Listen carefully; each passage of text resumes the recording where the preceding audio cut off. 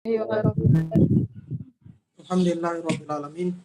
Wassalatu wassalamu ala sayyidina wa syafi'i qulubina Abil Qasim Muhammad wa ala alihi dalam Muhammad doa al-muntajabin, amma ba'd.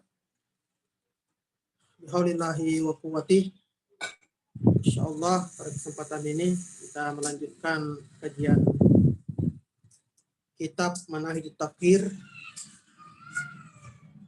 dalam materi epistemologi. Namun sebelumnya itu kita mengucapkan turut berduka cita yang sedalam-dalamnya kepada saudara kita Syahrul telah berpulang ke rahmatillah. Semoga senantiasa diberikan rahmat syafaat dari para al-anbiya wa rasul wal a'immah, karena dalam satu riwayat dikatakan barang siapa yang keluar menuntut ilmu maka dia fisabilillah. Insyaallah beliau meninggal dunia dalam keadaan fisabilillah. Selanjutnya kita melanjutkan kajian kita. Pada pertemuan sebelumnya telah dijelaskan tentang pembagian ilmu Simatul Ulum. Kita sudah membagi ilmu menjadi ilmu huduri dengan ilmu husuli. Ya, kesimpulannya bahwa semua ilmu itu berawal dari ilmu al-huduri. Nah, yang dikatakan sebagai ilmu dalam istilah epistemologi itu adalah ilmu al-usuli, yang diketahui dengan menggunakan metode tertentu, yang mana metode-metodenya tersusun secara sistematis dan dapat dibuktikan dengan secara faktual. Nah, kemudian selanjutnya al-ma'rifatul badihiyatu wan nazariyah. Pembagian pengetahuan ya, badihi dengan an-nazari. Nah, ini juga sebenarnya di kita sudah dikaji, dipelajari. Ya, al-ma'rifatul badihiyatu wan nazariyah. Ini atau biasa disebut dengan aksioma. Kemudian an-nazari disebut dengan daripada aksioma atau teoritis. Taqaddama fi ilmil mantiq, seperti yang dijelaskan oleh ilmu mantik, annal ilmal husuli lil insani yang qasimu bikila qismaihi, yakni at-tasawwur wa tasdiq ila badihi wa nazari. Telah dijelaskan di dalam ilmu mantik, ilmu logika, bahwasanya ilmu husuli bagi manusia terbagi menjadi dua. Nah, ilmu husuli yang pernah dijelaskan pada pertemuan sebelumnya itu ada ilmu al-husuli at-tasawuri dengan ilmu al-husuli at-tasbiki. Ilmu husuli at-tasawuri atau pengetahuan konseptual yang masih berbentuk definisi, belum ada hukum, belum ada justifikasi. Nah, ini disebut dengan at-tasawuri. Nah, kalau at-tasdiki berarti ilmu yang sifatnya verifikatif, ya, ilmu yang sudah diverifikasi, pengetahuan yang sudah dijustifikasi. Itu ilmu husuli. Nah, kedua daripada pembagian ilmu husuli ini terbagi menjadi badihi dengan an-nazari. Nah, jadi pembagiannya at-tasawur, ya ilmu husuli tasawuri terbagi dua. Badihi dengan nazari. Kemudian ilmu husuli at-tasdiki itu juga terbagi dua, yaitu badihi dengan an-nazari. Ini maksud daripada kalimat ini. Ilmu husuli itu terbagi dua, ada namanya ilmu husuli tasawuri, nah ada namanya ilmu husuli at-tasdiki. Kemudian kedua-duanya terbagi menjadi dua, ya, tasawur badihi dengan tasawur nazari, kemudian tasdiki badihi dengan tasdiki an-nazari. Itu pembagiannya. Jadi kita ada 4 di sini. Ada 4. Nah, fatasawwur badihi, apa yang dimaksud dengan ilmu husulit tasawwuri al-badihi? Huwa tasawwurul makna min duni tawakkufin ala mu'arrifin yuwaddihuhu. Yang dimaksud dengan tasawwur badihi, pengetahuan konseptual aksioma. Huwa tasawwurul makna, menggambarkan makna, mengkonsep makna. Di dalam pikiran pemahaman ada makna, ada konsep, ada gambar. Min duni tawakkufin ala mu'arrifin. Min duni tawakkufin ala mu'arrifin, yang tidak memerlukan mu'arrif, tidak memerlukan definisi. Yuwaddihuhu, yang mendefinisikannya. Disebut dengan at-tasawwur al-badihi. Jadi makna yang sampai di dalam pemahaman kita tanpa memerlukan definisi, tanpa memerlukan sesuatu yang menjelaskannya. Kenapa? Karena dia sudah jelas dengan sendirinya. Tanpa perlu ada penjelasan seperti ada. Itu ada. Tentu kita sudah punya gambaran konsep apa yang dimaksud dengan ada. Nah, ada itu atau wujud itu tidak perlu didefinisikan lagi. Kenapa? Karena sesuatu yang sudah jelas. Jadi ini disebut dengan badihi aksioma, sesuatu yang tidak memerlukan lagi penjelasan karena sudah jelas dengan sendirinya. Wa yakunu fil ma'ani al-basita. Ini katanya termasuk dalam makna-makna basita yang sederhana. Makna yang sifatnya sederhana. Basit, makna al-basit. Jadi makna al-basit itu termasuk tasawur al-badihi. Seperti apa? Kata tasawurina li makna al-wujud awil adam. Seperti gambaran kita tentang makna daripada wujud, ya, dan al-adam, ketiadaan. Jadi kita memahami apa makna yang namanya ada, dan kita juga mengetahui makna yang namanya ketiadaan. Ya, ada dan ketiadaan itu merupakan aksioma badihi, tidak perlu dijelaskan. Ya, tidak ada mengatakan ada adalah, tidak perlu. Kenapa? Karena sudah jelas. Atau ketiadaan adalah, kenapa? Sesuatu yang sifatnya sudah aksioma. Ini yang disebut dengan tasawur al-badihi, yaitu ma'ani al-basita. Kemudian yang kedua, at-tasawur an-nazari. Tasawur an-nazari. Kalau at-tasawur itu identik dengan definisi. Ingat itu kalau at-tasawur itu kita masih namanya mabda at-tasawuri. Kita masih dalam tahap mendefinisikan, bukan pada tahap menghukumi atau menjustifikasi. At-tasawur an-nazari, adapun tasawur nazari, wa huwa at-tasawurul mutawaqqifu ala ma yuwaddihuhu. Itu konsep yang memerlukan penjelasan. Tasawur, gambaran di dalam pemikiran kita, dalam pemahaman kita, yang memerlukan sesuatu yang menjelaskannya, yang memerlukan definisi, yang perlu penjelasan dan perlu didefinisikan. Yaitu gambaran yang tergantung kepada sesuatu yang menjelaskannya. Maksudnya tidak akan pernah jelas kecuali ada penjelasannya. Katasawurina li makna nafs, seperti gambaran kita tentang arti daripada nafs, jiwa. Apa jiwa itu? Nah, jiwa itu tidak dipahami begitu saja, memerlukan definisi. Atau akal, apa yang dimaksud dengan akal? Itu memerlukan definisi, memerlukan penjelasan. Apa yang dimaksud dengan jiwa? Apa yang dimaksud dengan akal? Itu namanya at-tasawur an-nazari, sesuatu yang memerlukan penjelasan, sesuatu yang memerlukan definisi. Nah, kalau kita berbicara makna, itu berarti makna itu dalam pemahaman. Ya, makna itu ada di luar. Yang ada di luar itu adalah disebut dengan ekstensi, bukan ekstensi. Nah, makna itu hanya ada di dalam pemahaman. Nah, maka Makanya makna di dalam pemahaman tentang nafs dan akal itu memerlukan definisi, namanya contoh daripada at-tasawur an-nazari, lawan daripada tasawur al-badihi.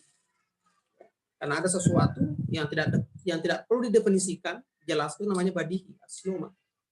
Tidak perlu dijelasan karena sudah jelas. Tapi ada sesuatu yang belum jelas definisinya, makanya perlu didefinisikan. Makanya istilah-istilah yang ada dalam ilmu pengetahuan, dalam sains, ilmu fisika, biologi, dan seterusnya, itu masih dalam tasawur an-nazari. Makanya perlu didefinisikan. Seperti pendidikan. Nah, itu pendidikan apa? Perlu didefinisikan. Fisika, itu fisika apa? Perlu didefinisikan. Jadi namanya tasawur an-nazari.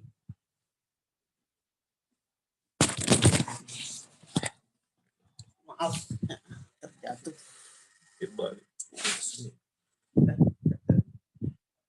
Kemudian setelah itu,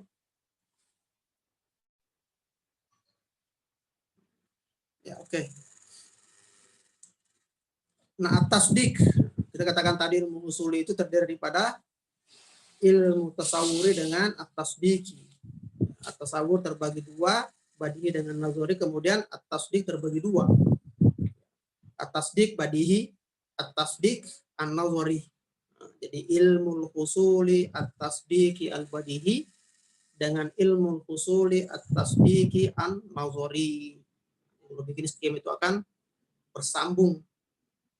Nah, apa yang dimaksud dengan at-tasdik al-badihi? Kita katakan tadi tasdik itu suatu proposisi yang bisa dihukumi benar atau salah. Atau dalam bahasa Indonesia disebut dengan kalimat berita. Itu namanya at-tasdik.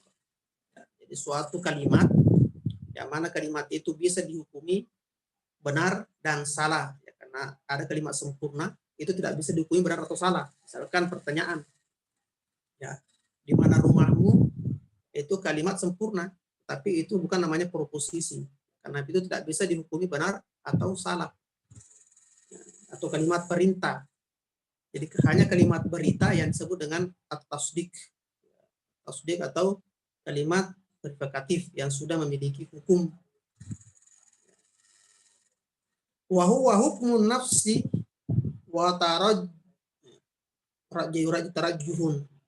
tarajjuha li ahadi tarafain nisbatil khabariyah.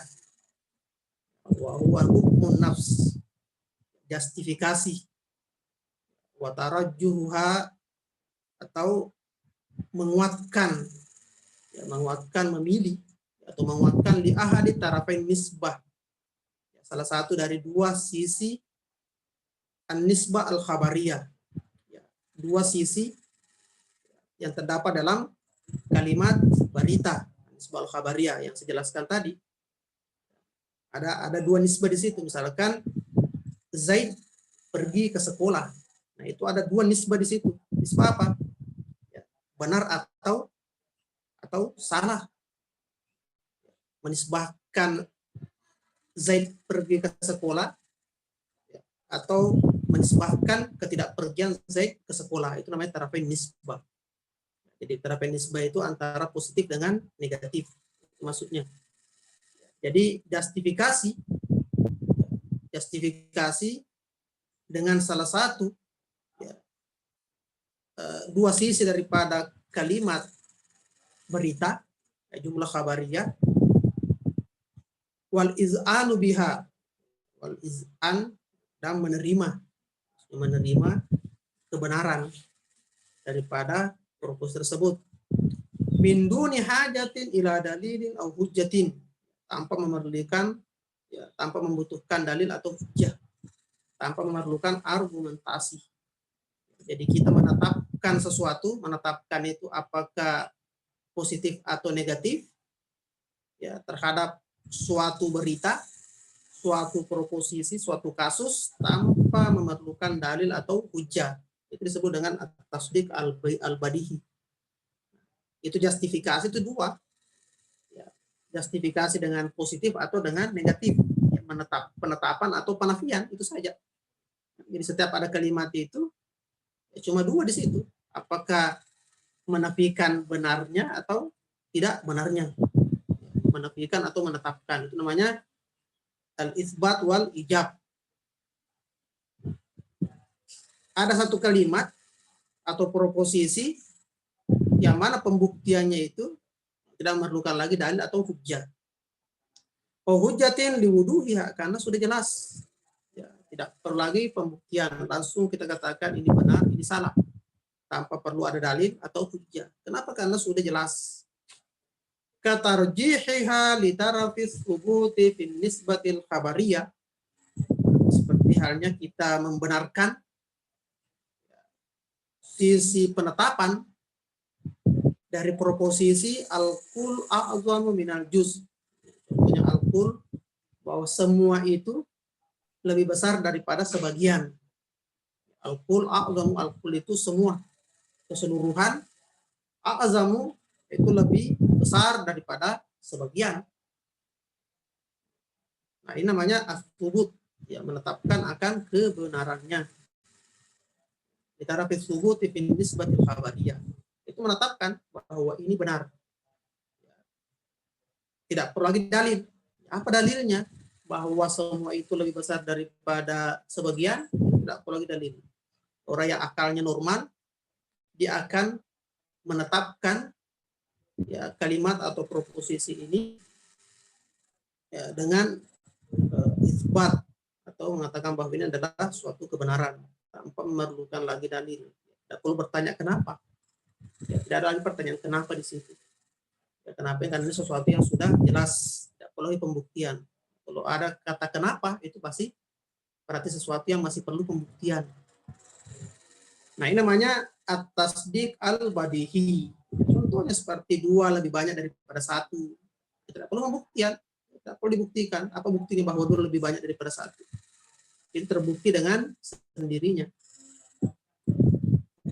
Kemudian at-tasdiqun nazari. Ya, at-tasdiq an-nazari. Wa huwa hukmun nafs wa iz'anuhal mutawaqqifu ala iqamati dalil.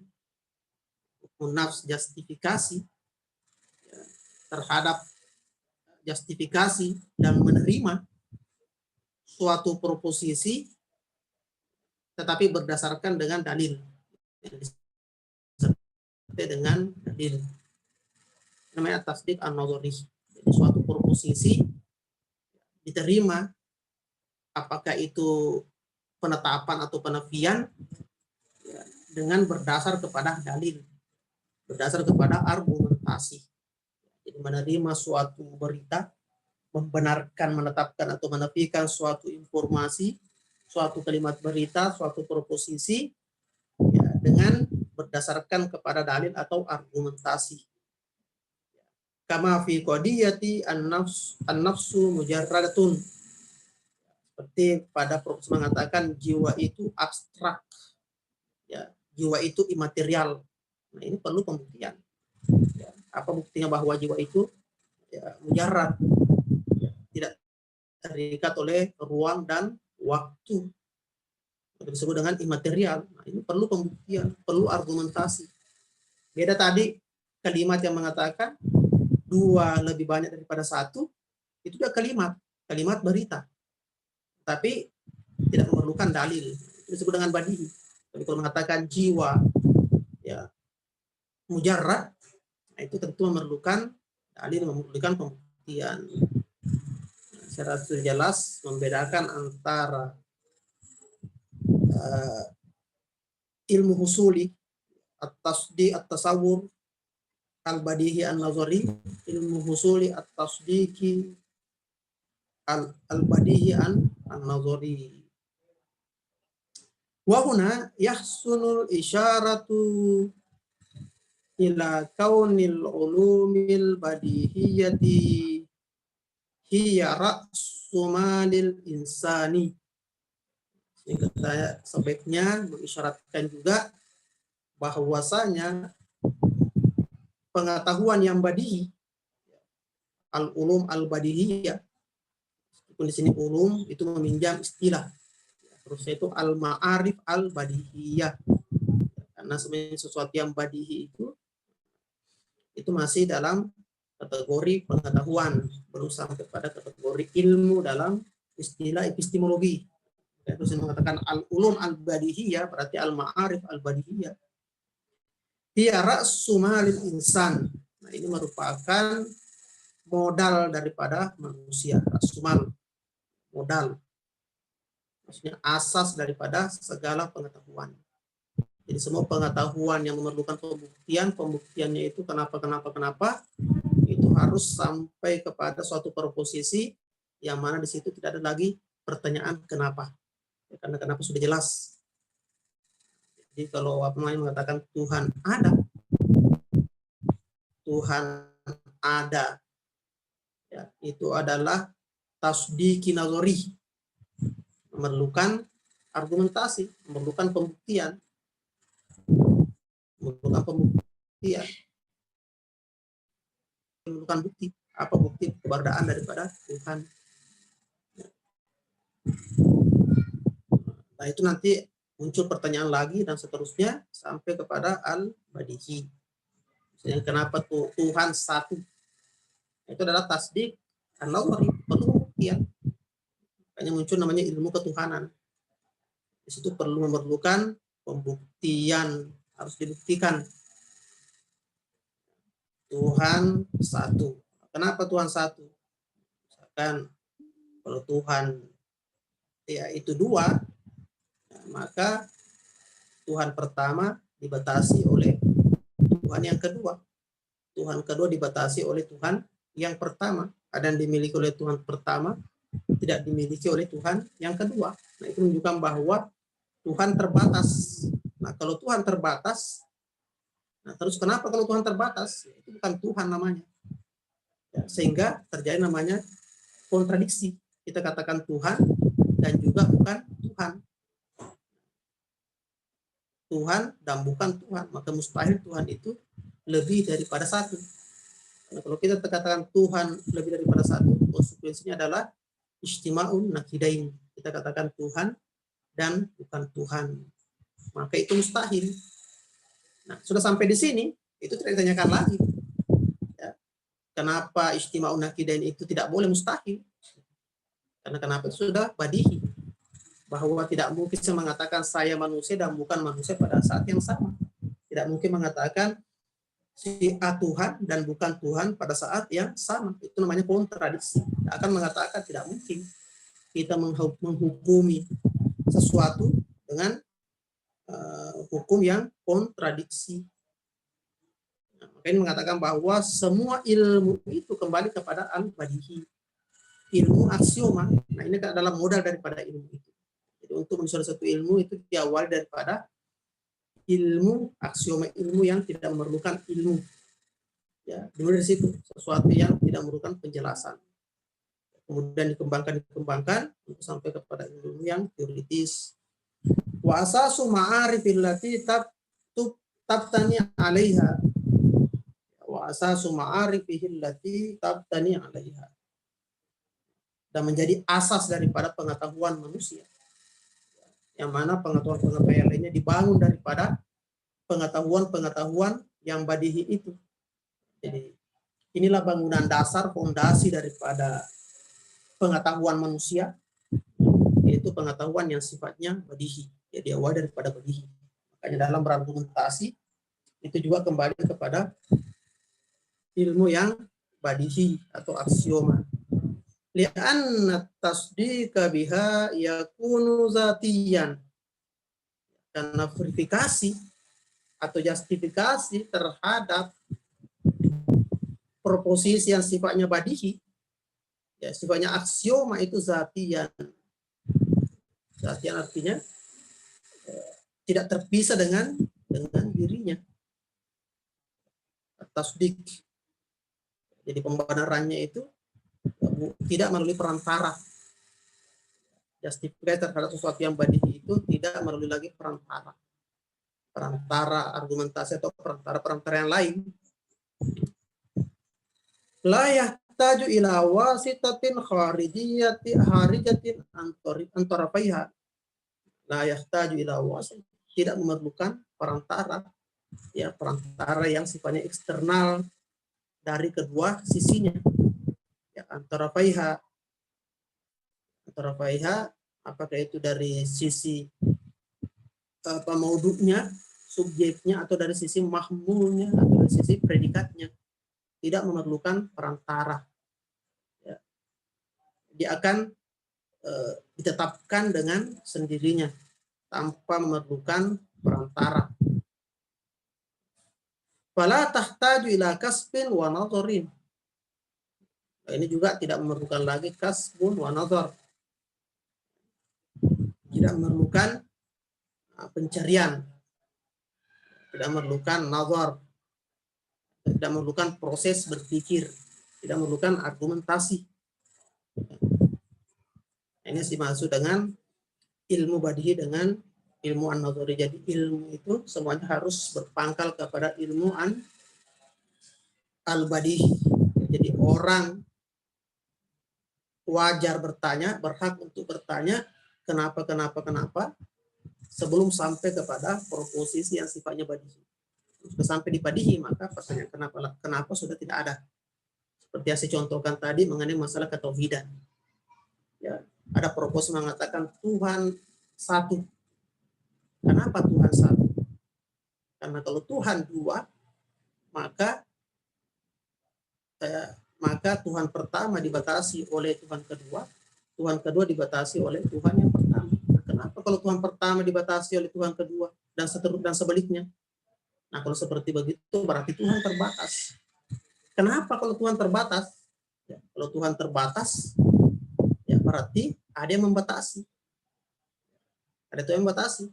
Berarti Tuhan tidak maha kuasa. Kalau tidak maha kuasa, bukan Tuhan namanya. Nah, makanya mustahil kita katakan Tuhan A Tuhan dan Tuhan B juga Tuhan, karena pada saat yang sama dia Tuhan dan juga bukan Tuhan. Kenapa seperti itu? Ini kontradiksi, dan kontradiksi mustahil. Nah, kalau mengatakan kontradiksi mustahil, orang tidak perlu bertanya kenapa kontradiksi itu mustahil. Tidak bertanya lagi di situ, kenapa? Kan sesuatu yang sudah aksioma. Jadi orang berhak bertanya sebelum pengetahuan sampai kepada yang sifatnya badihi. Kemudian yang ketiga, salisan al-ma'rifatun nazariyatu wal amaliyatu. Ada lagi pengetahuan yang sifatnya nazari, teoritis, dan sifatnya praktis. Kasamal hukama'u al-ma'rifata ila nazariyatin wa amaliyatin. Para hukama membagi pengetahuan menjadi pengetahuan teoritis dengan pengetahuan praktis. Ya, nazari dengan amali. Nah, kalau tadi ada huduri dengan usuli. Ya, badihi dengan nazari. Di sini nazari dengan amali. Nazari dengan amali. Fan nazariyatu tata'allaku bil qadaya allati ya wujuduha laisa bi ikhtiyarina. Fan nazariyah, adapun ilmu atau pengetahuan teoritis ini terkait dengan qadiyah. Ya, qadiyah itu diartikan dengan proposisi, diartikan dengan kasus, diartikan dengan kalimat berita. Maksudnya kalimat yang bisa dihukumi benar atau salah. Kalimat sempurna yang bisa dihukumi benar atau salah. Allati wujuduha laisa bi ikhtiyarina. Yang mana keberadaannya itu laisa bi ikhtiyarina, itu bukan menjadi pilihan kita. Bukan berada dalam ikhtiar kita. Bukan kita menentukan keberadaannya. Ya. Bukan kita menentukan benar atau salahnya. Kita hanya menyingkap saja. Ini disebut dengan pan-nazari, ilmu teoritis. Terkait dengan proposisi yang mana keberadaannya itu laisa bi ikhtiyarina, bukan berdasarkan dengan pilihan kita. Wa tahqi amma huwa kainun. Dia mengkonfirmasi amma huwa kainun, apa yang ada, apa yang sebenarnya. Wa tahqi amma huwa kainun, dia mengkonfirmasi apa yang sebenarnya. Seperti apa? Kewujudil bari ta'ala. Seperti proposal mengatakan, ya, Tuhan ada. Tuhan ada. Keberadaan Tuhan itu bukan pilihan kita. Kita bisa mengatakan, ya itu terserah saya mengatakan mengadakan Tuhan atau tidak mengadakan Tuhan. Itu Tuhan ada. Itu lesa ikhtiarina. Itu bukan pilihan kita untuk mengatakan bahwa ada Tuhan sebenarnya, tidak Tuhan sebenarnya. Untuk mengatakannya kita boleh memilih. Untuk mengatakan sesuatu karena berkata itu adalah pilihan praktis perbuatan. Kita bisa mengatakan ada atau tidak ada. Nah, tetapi pada hakikatnya itu tidak ada pilihan di situ akan keberadaan. Kita tidak berbicara tentang mengenai masalah lain. Kita berbicara tentang wujud dan keberadaannya. Abil bari ta'ala au kaunul alami hadisan, atau alam ini baru. Ya, alam ini baru. Ini bukan ikhtiar kita. Ya, mau alam baru atau mau alam lama. Awil al-ardu kurawiyatun, bahwa bumi ini bulat. Dia hanya menyingkap apa adanya, apa yang sebenarnya. Tidak terkait dengan, tidak ada pilihan di situ. Tidak ada pilihan di situ. Kita hanya menyingkap saja apa adanya. Kayak api panas dan seterusnya, banyak lagi contohnya. Nah, itu semuanya adalah ilmu nazari. Ilmu an-nazari. Wa hadzal nahwu minal qadaya. Wa hadzal nahwu minal qadaya, dari proposal seperti ini.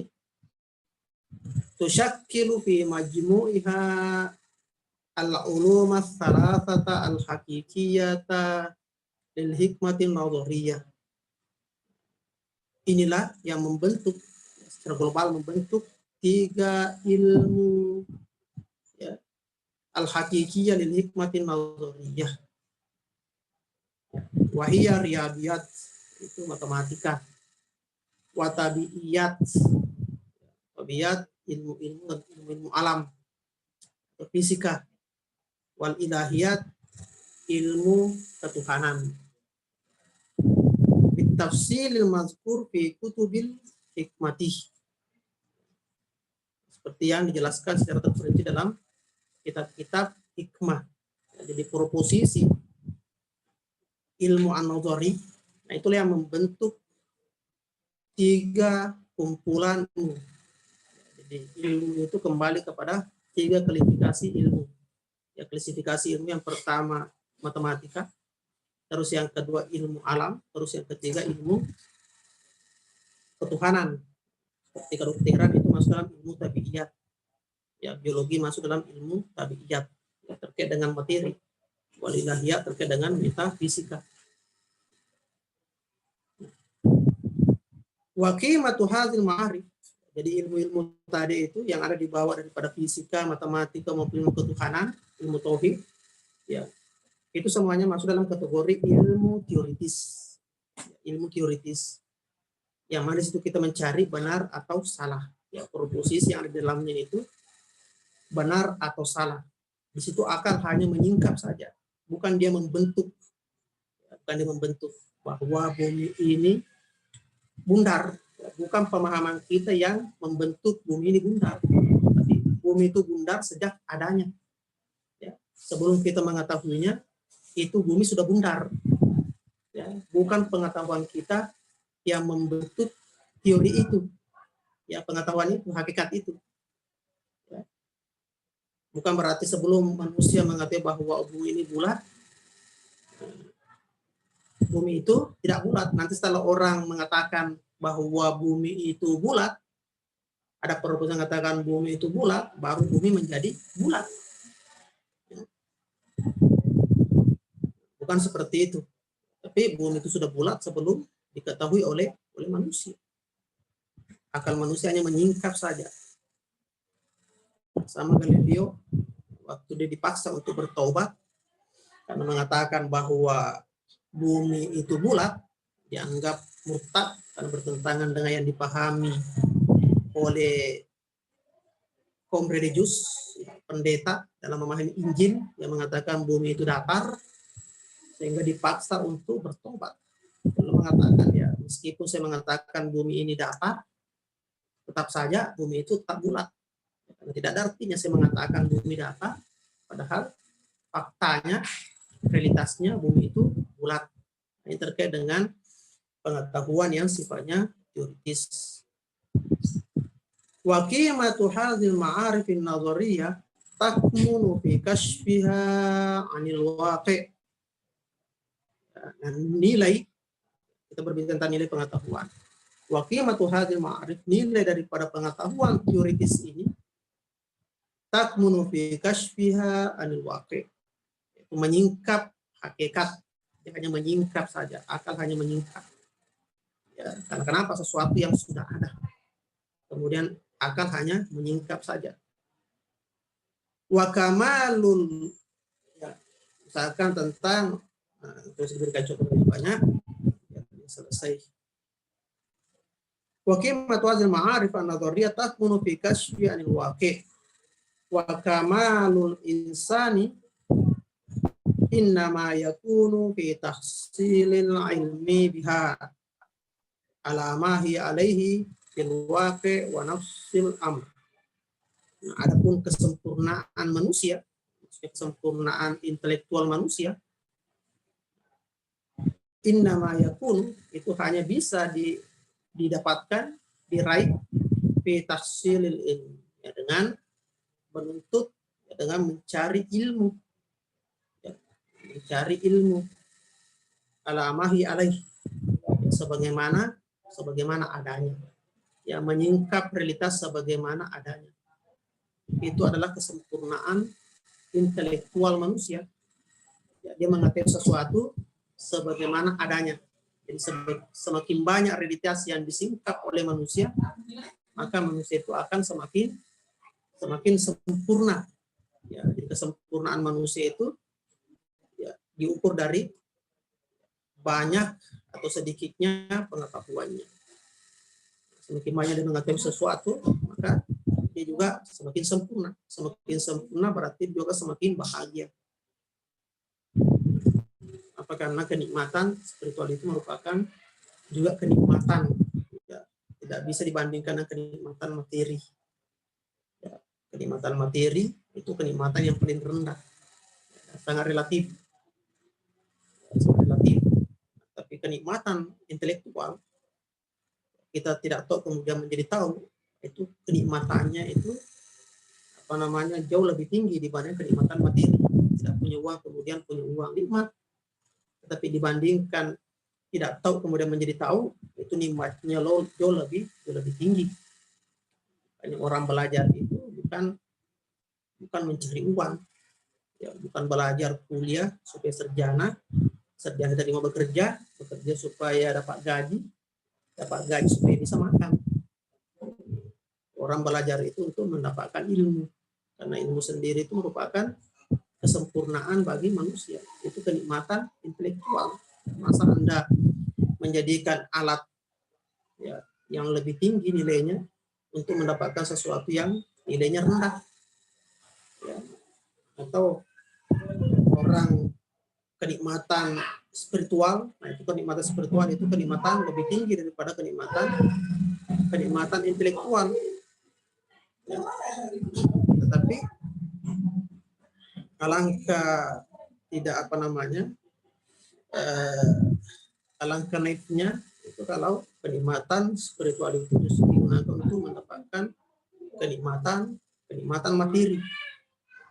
Ya, Ibnu Athaillah mengatakan itu ibaratnya seperti orang yang menggunakan sendok dari emas, ya, dengan berliannya untuk dipakai menyendok kotoran.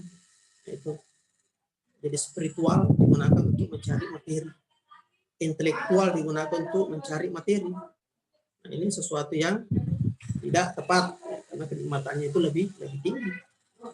Amal ma'rifatul amaliyah, adapun pengetahuan secara praktis, fahiya tata'allaku bil qadaya allati wujuduha bi ikhtiyarina. Nah, adapun ma'rifatu amaliyah, pengetahuan secara praktis, tata'allaku bil qadaya, terkait dengan proposisi yang mana keberadaannya itu di dalam ikhtiar kita. Watahki amma yang bagi ayyakuna, dan menggambarkan, menunjukkan apa yang seharusnya dikerjakan, ya, apa yang layak dan tidak layak dikerjakan. Wama yang bagi Allah ayyakuna, ya, dan apa yang tidak seharusnya terjadi, apa yang seharusnya terjadi dan apa yang tidak seharusnya terjadi. Itu namanya pengetahuan praktis. Jadi terkait dengan perbuatan, ya, terkait dengan proposisi, yang mana prosesi itu di dalam ikhtiar kita. Kita bisa melakukannya dan juga tidak melakukannya. Kita bisa merealisasikannya maupun tidak merealisasikannya. Beda tadi dengan ilmu an-nazari. Kalau ilmu nazari itu keberadaannya bukan dalam ikhtiar kita. Tapi kalau ilmu al-amali, ilmu praktis, ya, keberadaannya itu dalam ikhtiar kita.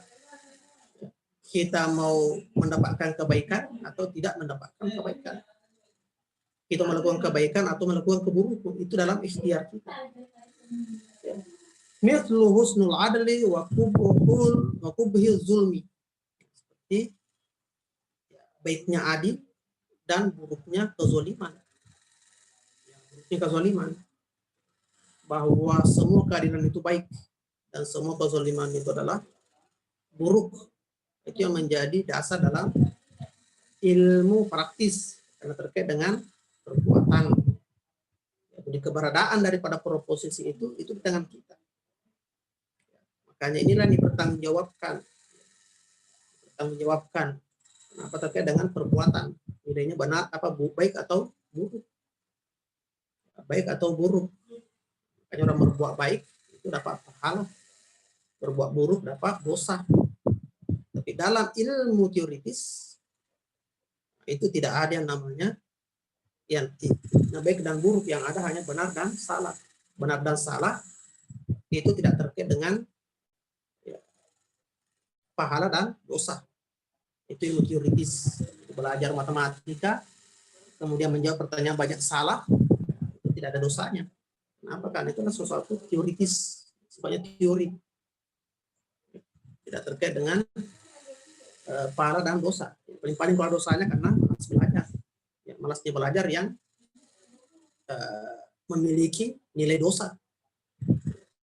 Tetapi salah itu sendiri dalam matematika itu bukan suatu dosa. Kenapa? Ini hanya terkait dengan masalah teoritis. Beda dengan kalau masalah praktis. Ya, karena konsekuensinya adalah ya, baik dan buruk. Wa makna kauniha mawjudatan bi ikhtiyarina. Tadi itu ada kata-kata keberadaannya itu bi ikhtiyarina, dalam ikhtiar kita. Wa annaha tujadu bi af'alina ikhtiyariyah.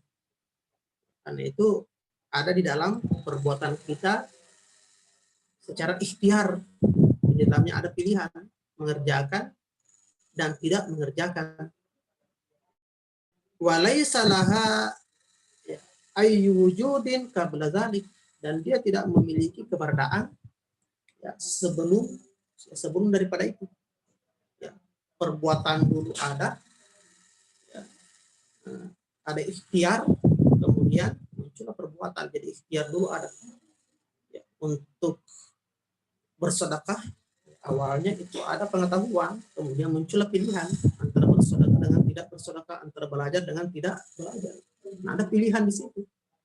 Kemudian memilih untuk belajar. Setelah belajar baru ada nilai bahwa perbuatannya baik. Ya, perbuatannya baik. Wa hadza makna ittibariyatiha. Inilah makna bahwa ilmu praktis itu sifatnya iktibar. i'tibariyah ya indal hukama. Itulah maksudnya para ulama mengatakan pengetahuan praktis itu sifatnya i'tibari. Maaf, la bimana annaha la waqi'iyata laha. Ya, bukan berarti bahwa dia tidak memiliki realitas. Ya, boleh mengatakan i'tibar bukan berarti tidak memiliki hakikat, tidak memiliki realitas. Kama yatawahhamul ba'd. Seperti yang disangkakan oleh sebagian orang bahwa ilmu praktis seperti akhlak itu sifatnya itibar, dia tidak memiliki realitas, tidak memiliki hakikat, ya, jadi sifatnya relatif. Katanya tidak seperti itu, memiliki hakikat, ya, hakikatnya itu dalam perbuatan manusia. Fal adlu masalan huwa i'ta'u kulli dzi haqqin haqqahu. Contohnya adil, ya, adil itu adalah memberikan hak kepada yang berhak menerimanya, memberikan hak kepada pemiliknya, itu adil, menempatkan sesuatu pada tempatnya. Wasidqu huwa al-ikhbaru anil waqi'. As-sidqu, ya, kejujuran, kebenaran, wal ikhbar anil waqi', menjelaskan tentang al-waqi', tentang apa adanya, tentang realitas, tentang hakikat. Jadi mengkonfirmasi tentang hakikat. Wal wafa huwa hifzul ad. Misalkan wal wafa, orang yang menepati janji. Wa hifzul ad. Fa innaha jami'an tatahaqqaqu bi af'alina ikhtiyariyah. Ya, semuanya itu terrealisasi dengan perbuatan kita yang dilakukan secara ikhtiar. Ya, berlaku adil, menunaikan amanah, mematuhi janji, itu semuanya adalah perbuatan, ya, yang dapat realisasi itu jika dilakukan secara ikhtiar. Nah, makanya selalu kata-kata ikhtiar di sini, karena nilainya dalam ikhtiarnya. Kalau dipaksa maka tidak ada nilainya. Karena orang dipaksa berbuat baik itu tidak ada nilainya. Nah, diancam kalau tidak bersedekah maka dia akan dibunuh. Kemudian dia bersedekah, sedekahnya itu tidak ada nilainya karena itu bukan ikhtiarnya dia terpaksa melakukannya. Wa makna waqi'iyatiha annaha kamalun waqi'iyyun lil insan. Makna waqi'iyatiha yang dikatakan bahwa hakikatnya atau realitasnya daripada pengetahuan atau ilmu praktis itu annaha kamalun waqi'un lil insan, sempurnaan yang sebenarnya bagi manusia. Mujibul li tahsilis sa'adatih, menyebabkan itu mendapatkannya kebahagiaan. Jadi perbuatan tadi yang dilakukan secara ikhtiar itulah yang menyebabkan orang mendapatkan yang namanya kebahagiaan. Semuanya orang itu ingin bahagia. Tidak ada orang yang tidak ingin bahagia. Mencuri, kalau ditanya kenapa mencuri, ujung-ujungnya itu karena dia ingin bahagia. Ya, cuma cara untuk mencapai kebahagiaannya saja yang bukan pada jalannya, ya, salah jalur, tapi tujuannya adalah untuk mendapatkan kebahagiaan. Wa hadza ma'na husnuha. Inilah yang disebut dengan kebaikan. Disebut dengan kebaikan. Karena kenapa? Sesuatu yang membawa manusia kepada kesempurnaan, kepada kebahagiaan. Walizalika kana yang bagi fi'luha. Dengan demikian maka perbuatan itu harus dikerjakan. Harus dikerjakan. Jadi mengatakan bahwa perbuatan baik itu membawa kepada kebahagiaan. Sehingga menyebabkan orang termotivasi untuk mengerjakan perbuatan tersebut. Kenapa? Li'anna tahsilal kamali bi af'alil ikhtiyariyah wajibun bi hukmil aql. Karena mencapai atau meraih kesempurnaan dengan perbuatan-perbuatan yang dilakukan secara ikhtiar tanpa ada paksaan, ikhtiar kita sendiri, wajibun bihukmil aql. Itu merupakan suatu kewajiban dengan hukum akal. Hukum akal yang mewajibkan kita untuk itu. Misalkan berbuat adil. Berbuat adil itu hukum akal yang membuat kita untuk berlaku adil. Kenapa? Karena melihat bahwa di dalam keadilan itu terdapat kesempurnaan. Ya, kesempurnaan terdapat kebahagiaan. Maka orang akan tergerak, termotivasi untuk berbuat adil. Meskipun tidak turun agama, ya, tidak turun agama menjanjikan bahwa orang yang adil itu masuk surga, tetap juga orang berbuat adil. Karena kenapa? Berbuat adil itu adalah hukum akal. Ya. Wa hadza mabda'un muhimun. Ini katanya adalah dasar. Ya, dasar yang penting mimabadi ilmu akhlak. Daripada mabda ya, dasar-dasar yang dalam ilmu akhlak. Ini yang paling mendasar dalam ilmu akhlak, ilmu yang sifatnya praktis. Di sini ada ilmu teoritis, ada ilmu praktis. Ya, kalau ilmu teoritis berarti apa yang harus dikerjakan. Ilmu teoritis berarti apa yang harus diketahui. Ya, nilainya itu dalam teorinya itu sendiri. Kalau tambah 1, 2 selesai. Ya, selesai. Tuhan ada, selesai.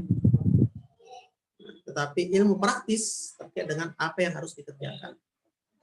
Ilmu praktis, tadi ilmu teoritis apa yang harus diketahui. Nilainya benar dan salah.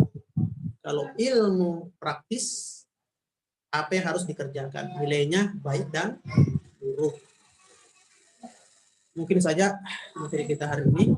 Ya, mohon maaf atas kekurangan. Insya Allah pada pertemuan selanjutnya akan dilanjutkan. Wabillahi taufiq wal hidayah. Sallallahu ala Muhammadin wa ali Muhammad. Assalamualaikum warahmatullahi wabarakatuh. Waalaikumsalam warahmatullahi wabarakatuh. Allahumma shalli ala Muhammad wa ali Muhammad. صلى على محمد وآل محمد وعجل فرجهم. Masyhurin Ustaz.